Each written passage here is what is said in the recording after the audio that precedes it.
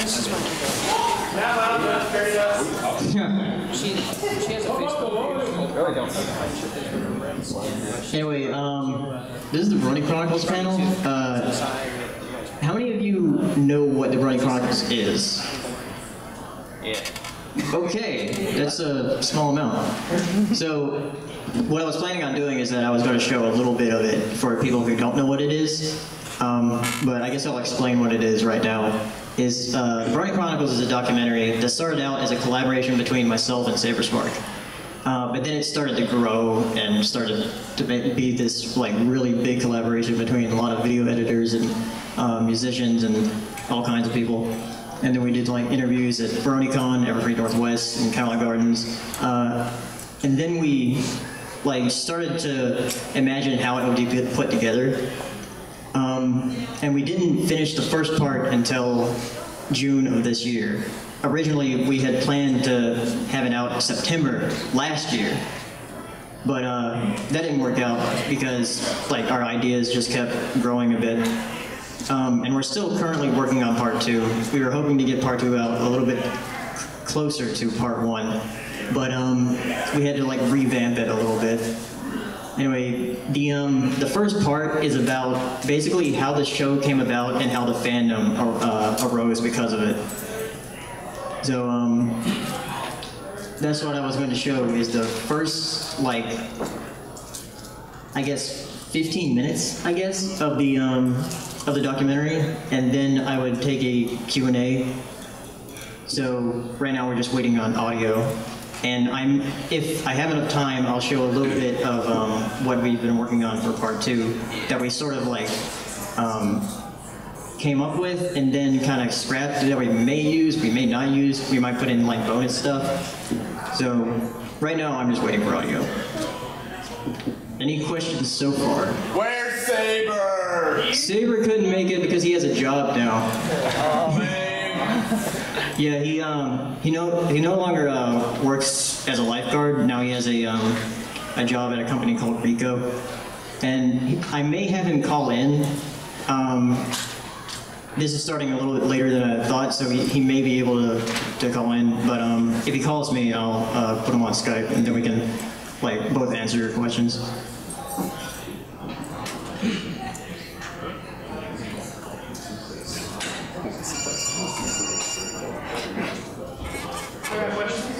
Yes?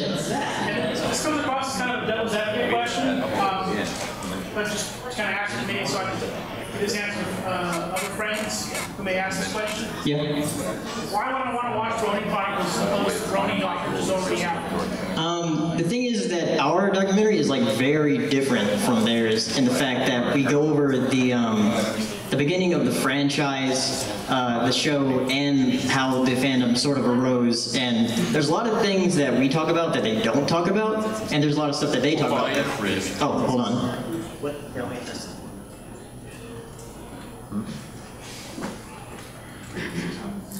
Alright, do we know what's playing?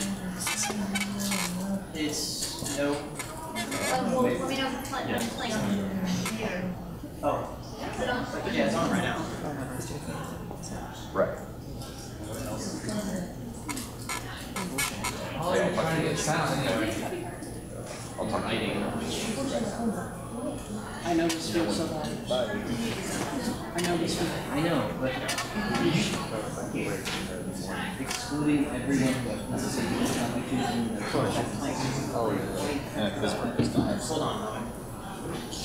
Yeah, I'm not getting good fan fiction because He asked if,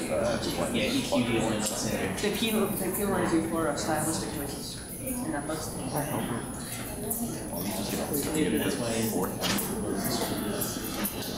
no, I'm not saying Writing shouldn't be a subjective or subjective class. Subjective is subjective. I'm gonna go get his DI box to see if we can use his. Anyway, to continue that answer, with our documentary, we don't really follow the stories of anyone. It's more like the story of the emerging of the fandom. And we have a bunch of things that explain that. Like, we have this little timeline, and we have a bunch of different custom things that we put together. I guess the main difference is that we wanted to approach our documentary as sort of a BBC-like thing where he covers the history of everything. So I guess that's like the essential thing of what makes us different from the one from John Delancey. Any questions before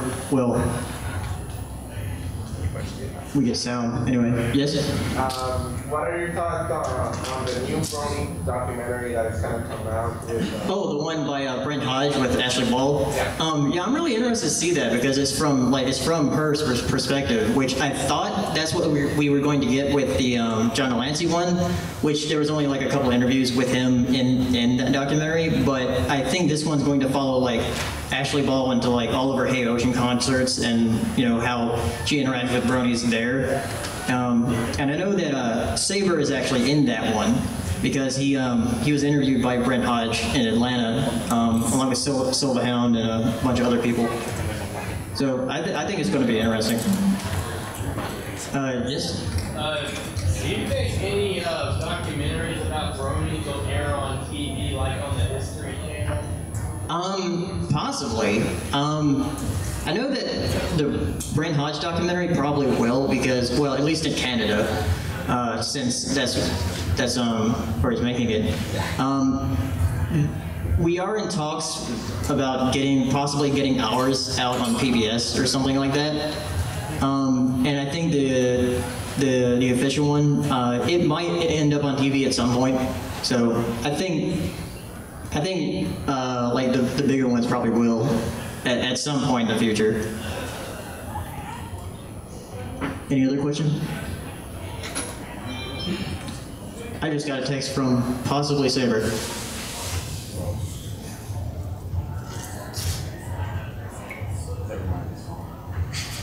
Saber won't be home in time, so he's not gonna call in. Dang.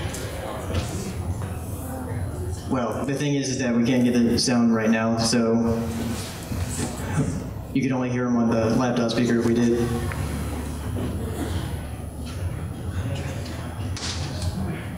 That sounded like something. That sounded promising. Yeah.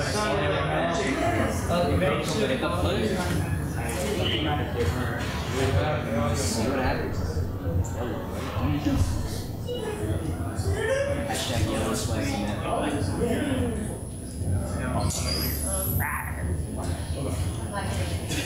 Smiley HD. Trap.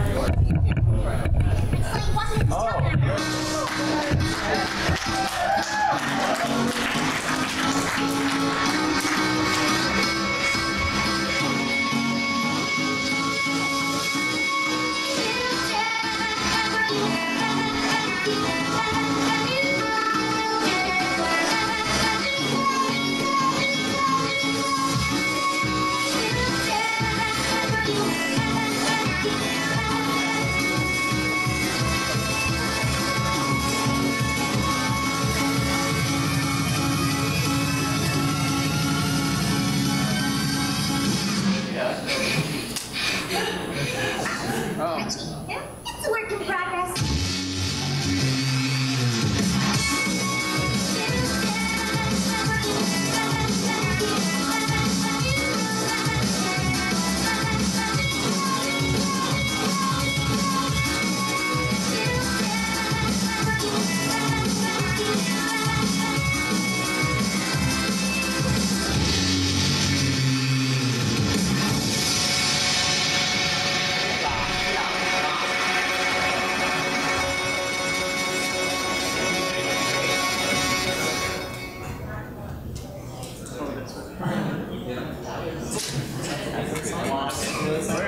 Anyway, that was actually let's see, Play with Pinky Redux by No Pony Zone, which is actually it's like a remix of Shiro Point's Play with Pinky.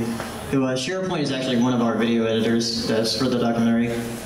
Anyway, I guess I'll go ahead and show the first 10 or 15 minutes. I don't want to take up too much time with that since some of you have not seen it. So let's hold on a minute. Let's see, where is it? Where is it? There it is. Okay. Now we put this over here. The word fandom means a celebration and camaraderie with individuals who share a similar interest. Or simply put, the community of diehard fans. The subject of these groups can range from all sorts of media. Doctor Who, Pokemon, Star Wars, Harry Potter, the list just goes on and on. Some of these titles are extremely popular and are world-renowned. Others, however, are not as fortunate and are rejected because of their strange behavior. In fall of 2010, a group such as this emerged, born from the internet. These fans burned a trail through the web and quickly became an online phenomenon. They go by the name of Bronies. Older male fans of the show, My Little Pony, Friendship is Magic. These people might sound strange, and that's because, well, they are strange. Nothing like this has ever happened before, or at least on this level. It confuses social logic and throws mainstream society for a loop. Men are held to a high standard, and to see them enjoying something so feminine and childish is quite bizarre, and is even semi-threatening to some people. But just like other parts of geek culture, appearances can be deceiving. The rabbit trail goes deeper than you think, and we're going to explore every inch of it, from the origins to the community, to the social science, and through dozens of interviews with My Little Pony fans. No detail will be spared as we explore the series of events that have led up to the Brony fandom that exists today, a group of fans who inadvertently challenge established social norms. This is their journey. This is their story.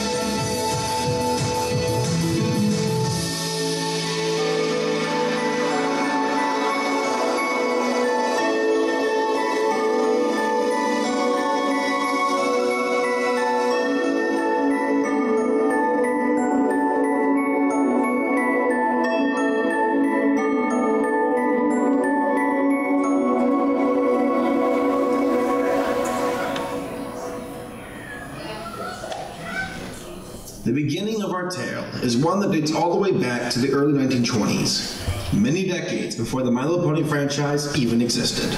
A small company at the time that went by the name of Hassenfield Brothers manufactured simple pencil cases and school supplies. 30 years later, the business switched up its production and created its first unique toy, Mr. Potato Head. It was a smash hit and opened the door for the budding enterprise, which eventually changed its name to Hasbro. Another successful franchise soon followed that called itself G.I. Joe. As a matter of fact, it was this line of toys that coined the phrase action figure in order to toughen up its doll-like image and look more appealing to boys. It was a very effective strategy, as Hasbro was quickly learning the ins and outs of its consumers and their respective demographics. In the 1980s, Hasbro picked up momentum with the launch of two powerhouse series that still remain popular to this day, Transformers and My Little Pony. Both went on to become worldwide phenomenons and became very successful with their targeted audiences. Young boys would play with their Optimus Prime toys, while little girls would brush the manes of their plastic ponies. That was the norm. However, However, this wouldn't always be the case for My Little Pony, as it, thanks to a crazy series of events, ended up with a sizable demographic that no one expected. Yet this didn't happen until almost 30 years after the creation of MLP. For it was then, in the early 1980s, where My Little Pony officially began.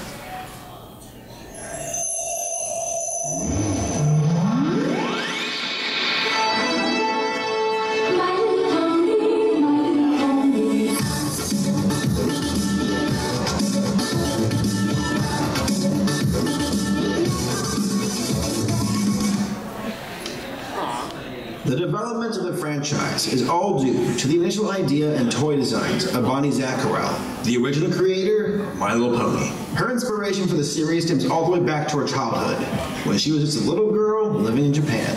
Her father was an army veterinarian who worked at a compound for animals. She spent a lot of her days there with a pony, and over time grew close to it. The family eventually had to move away from Japan, and they were unable to take Bonnie's pet with them. She begged her father for another pony at their new home, but he persuaded her otherwise. The amount of work required for its upkeep would cut into every facet of Bonnie's life, such as having a job, school, and friends. She took her dad's advice, though she never gave up on the dream of one day having her own pony. Years later, this sparked an idea. Bonnie thought that if she couldn't have a real pony, then why not have the next best thing, a toy pony? She drew up designs for the concept and dubbed it My Pretty Pony.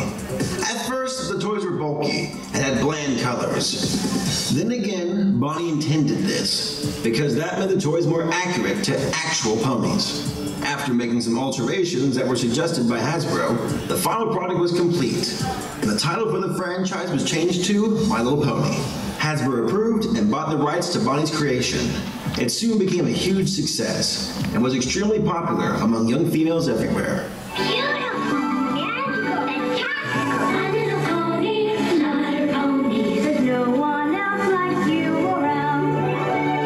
From the beginning, MLP had a feminine tone and audience in mind. This is something that Hasbro recognized and established on. It worked for G.I. Joe and young boys in the past, and they knew that My Little Pony was going to work just as effectively on little girls in the 1980s. Different genders, different franchises. So began a marketing technique that remains strong to this very day. But Hasbro is just one of many companies that reinforce the idea of boys and girls sticking to their own types of toys. To be honest, these results are just a byproduct of corporations trying to market to an existing audience and what they like. This is what we call the pink-blue syndrome, and it has been highly prominent in the My Little Pony series since its creation, and is also the main reason why bronies are such an unusual phenomenon. Go to any toy aisle at any store. What colors jump out to you? Pink and blue, of course. And what do these colors indicate? The boy toys from the girl toys. The guys will stand around their aisle checking out Star Wars toys, Nerf guns, and Hot Wheel cars. The female section, on the other hand, will be filled with Barbie dolls, Littlest Pet Shop, and My Little Pony. This is something people in modern society are used to, but rarely consciously realize. So one can see why it's odd. When an older male is looking for that Rainbow Dash toy in the pink aisle, it's a violation of a social norm. It sets off a red flag in our mind. We then register that individual as a deviant and assume the worst. This is the cornerstone of our case study, and it will be explained in more detail as we continue on. For the time being, we'll focus on the history of the series and how it secured a social medium over the course of the next 3 decades. When it comes to My Little Pony, there are 2 different timelines, one for the toys and one for the cartoons. For this case study, we will focus on the latter. Now, I know you might be thinking that this is a tad excessive, talking about the past generations of the show, but it's actually the opposite. For almost 30 years, My Little Pony has been catered towards younger females, and mainstream society has gotten used to that notion. We need to analyze what kind of ideas were firmly established over that time period, and how it contributed to the social norm that we are questioning today. My Little Pony... Okay, I'm gonna stop there. But anyway, for those of you who haven't seen it, you can see the full thing on SaberSpark's channel. It should be his featured video.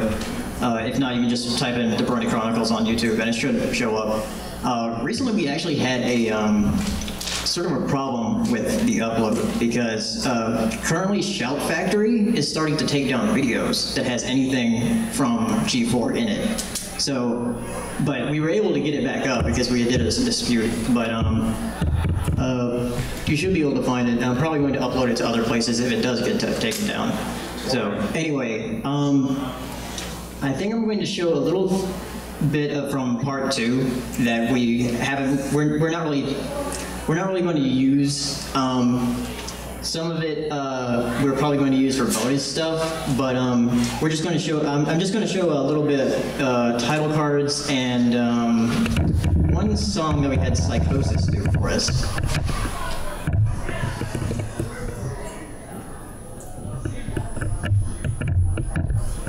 So that's an animation bumper that Shira Point was working on. Let's see, that was the concept for it, and this was what it came up with. And then, let's see, there's also another thing that Shira Point did. I think Shira Point made this one. Yeah. And here's a really cool one that Omega Ozone did for us.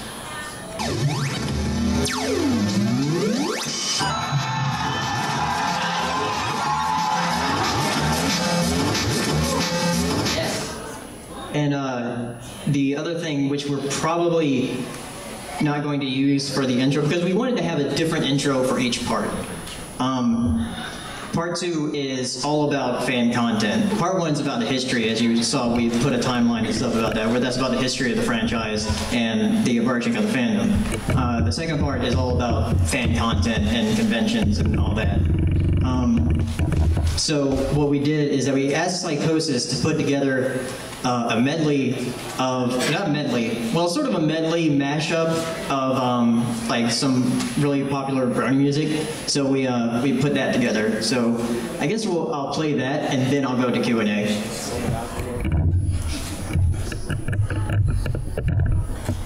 If it'll open, that is.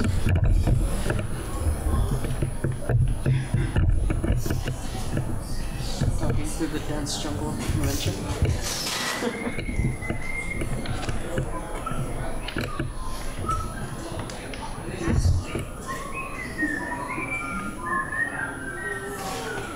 Yeah, why is this not working?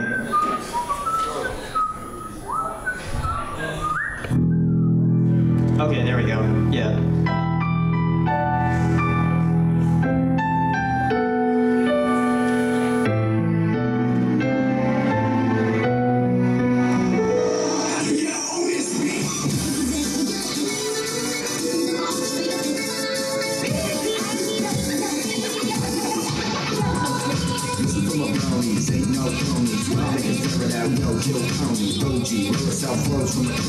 It's all about every pound's a homie, calmly to homely, killing them in road. Oaks and town shows, real talk, no baloney. Sonic green, blue, blue, bigger than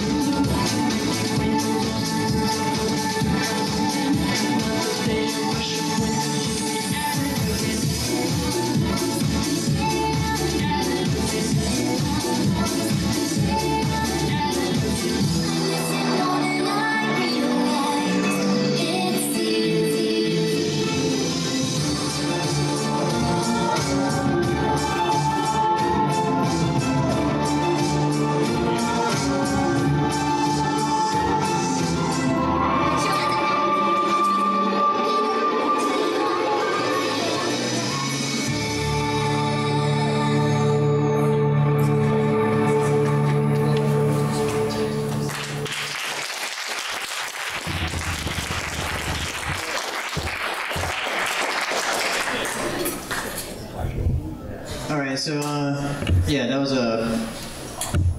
Chronicles, the Chronicles of Bronia is what he named it. I'm not sure if we'll probably use that for like a credits outro, and it might not be the full thing. We had to shorten it down because that's about 5 minutes, and that's like a lot of work for our video editors to do. So we might shorten it down to like a 2.5 minutes something. So anyway, let me put this image up, and then I guess we'll go ahead and get the Q&A. Yeah, this will exit. There we go. I can't see the thing. Where is the X? X? Here, I'll go here. Yeah. There we go. Okay. Okay, so I guess we'll open this up to Q&A. So if you have any questions. No questions? Yes? Would we be able to see the intro to the Brony Chronicles or music?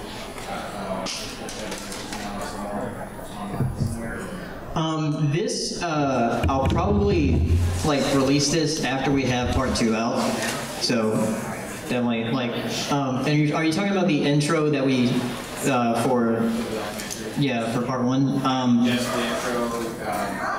Yeah, Saber actually uploaded just the intro to his channel, and the intro is by Feedsy, who's done a lot of really great BMVs, and the song is by Fuzogs, which is his Make It Special Reflection mix, which there's actually a full version of that on his channel, because that was a short version. The full version is even better. Oh, Saberspark? Saberspark is S-A-B-E-R. Oh, the people that made it. The people that made it as well. Feedsy is spelled F-E-E-D-S-Y. He doesn't really have anything on his channel right now because he had his channel linked to a school account, and when his school's email changed, his YouTube channel just got shut down. So And Foozog's is FOOZOGZ, but his YouTube URL is Pepper Brony. So, you're welcome. Any other questions? Yes. What's going on in tomorrow's Brony Chronicles, or what's it called? Brony Breakdown. Brony Breakdown. Brony Breakdown? Since, again, Saber can't make it because of issues with work and whatnot, so I'm going to have Tom on, my friend Tom, who is also known as Brony Curious. So I'll be talking to him, and I might have Matt, who is also known as DB Pony. So if he's available. And trying to think of anybody else who would want to join in, who's available tomorrow. Anyway, I do have some videos planned that I wanted to show that, because right now Brony Breakdown is sort of going through a revamp. We've been on hiatus for a while now, and we're going to come back in November when season 4 starts, because there's a lot of things we want to change with how we do things with Brony Breakdown. So, but I still like doing the live shows because it's kind of a little different experience. All right, next question. Yes? With that medley matchup that you showed us, exactly how long did it take to make that? And who made that? That was Psychosis, who's done a ton of like pony mashups before. He the way you spell Psychosis is PSY and then COSIS. And he actually made that for us very quickly. He's very fast at working with mashups. So I have no idea how long it took for him, but he got it to us really quickly. So, yes? Yes.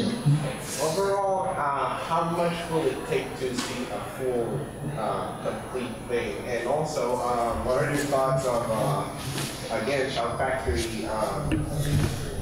taking down a lot of videos from entities that has to do with season 4 and putting most of the accounts like yours or Saber's to take out the 15-minute thing? Yeah. The thing about, let's see, what was your first question? My first question of how long will we expect to see the full Brony Chronicles documentary? Oh, the full, are you talking about all parts? Yeah. How long will we expect? I have no idea, actually. Because we're still working on part 2, and like part 3's script is like already done, but we're just revamping part 2. So, and then that just depends on like how long it takes the video editors to work on it, and then how long it takes me to put it all together. Because the process is how we do it. We make the script first. We decide what we want to put in it as far as like the interviews that we have. And then Saber narrates it. He makes a rough recording first, and then I edit with that, and then he makes a final recording. And then the rendering process was surprisingly frustrating for us when we rendered part 1, because part 1 took, like, we said, oh, part 1's done, it's going to be out tomorrow. And then there's something went wrong with the rendering, and it took us like 5 days to get it working. So, but we figured out the problem. So part 2, when we say it's going to come out, when we definitely know when it's going to come out, like, it's actually going to come out this time, because we know what was wrong last time. So, I would expect part 2 sometime late October, and then part 3 sometime late November, but don't hold me to that because things can possibly change. I definitely want to get both parts out before the end of the year, though. So, and then the other question about Shout Factory, the weird thing is that Shout Factory has been around for a while, you know, selling the DVDs, and only now do they start flagging videos. So I'm like, well, why are they doing it? They're just a distributor. They don't own like all the rights to My Little Pony. Hasbro does. So I'm confused because I have videos that are marked by Hasbro Studios, but they still allow me to keep them up as long as like I'm not making money off of it. Shout Factory, for some reason, takes anything down, even if it's not an episode. It'll just take something down if it's either it's like audio-visual of an episode. So Saber was able to dispute the facts with Shout Factory for Brony Chronicles, since we're making it like a purely educational thing. So I'm not sure. If anything does like start to go wrong, we might like try to fight them about it. So yes. Did you have your hand up? No? Okay. Any other questions? Is that good? Oh, yes? Can we expect to hear any of Austin's music in the next parts? I don't think so.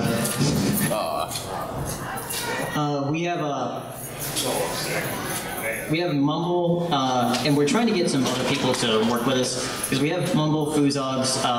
Philly Poo actually did the little Celestia's Ballad intro that you just saw. But we're probably going to have some of Mumble's friends help us with music, so. I think I'll take 5 more minutes and then head out because I'm already over. So, yes? What?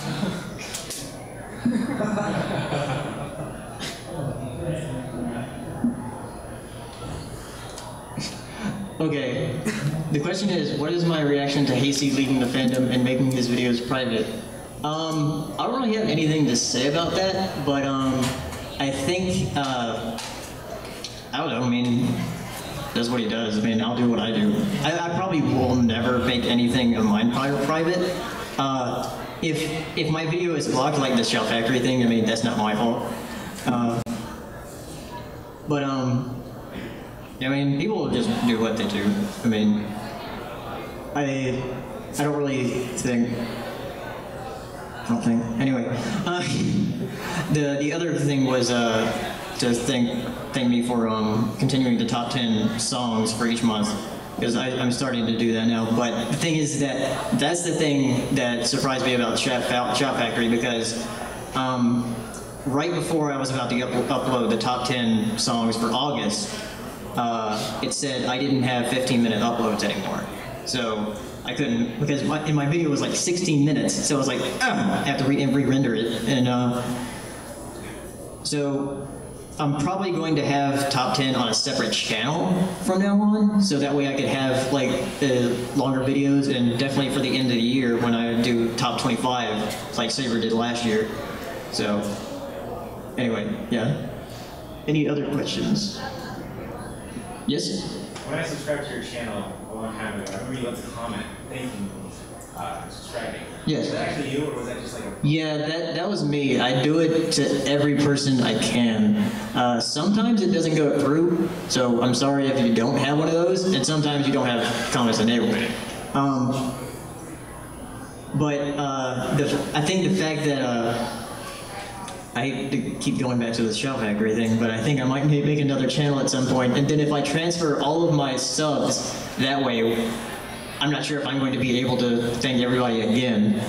So I'll probably put out a video or something. But for the time being, I like check it every day and then go to each person's channel just to see what they do. So, because that's how I started out on YouTube before I started doing pony stuff. So. I think I can take one more.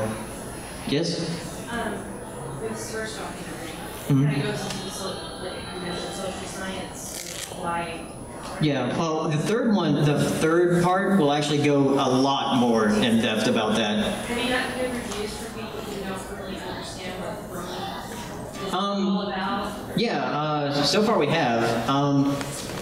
We haven't really heard of anybody who found out about Bronies because of our documentary, but we have had good responses from people who don't know about it. Hold on a moment. Hold on, I'm gonna have Saber say hi to you guys.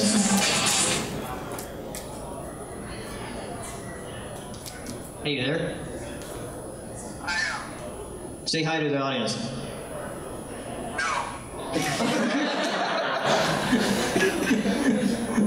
Okay, yeah, I'm at the end of the panel right now.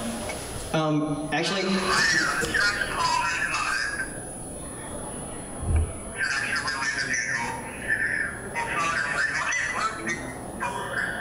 What? Yeah.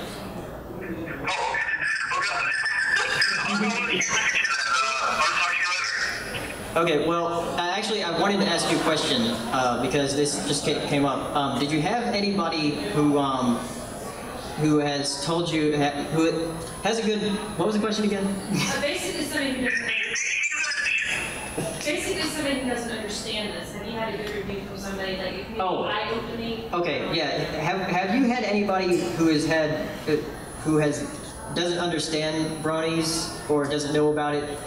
Have you had good responses from them about the documentary?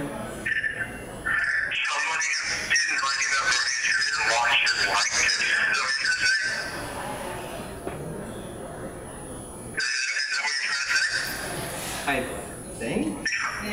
Yeah.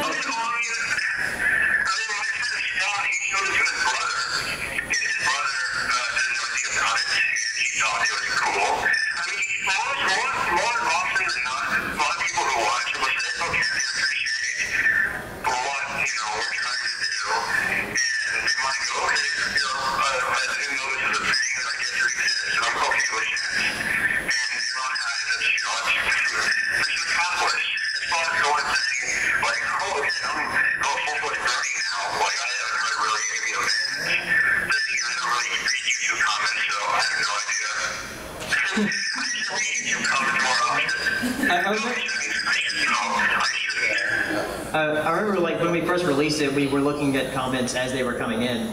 Sometimes I go back to it and, check the comments and, like, see, like, what people are saying. But, yeah, overall, it's a positive response that we've gotten.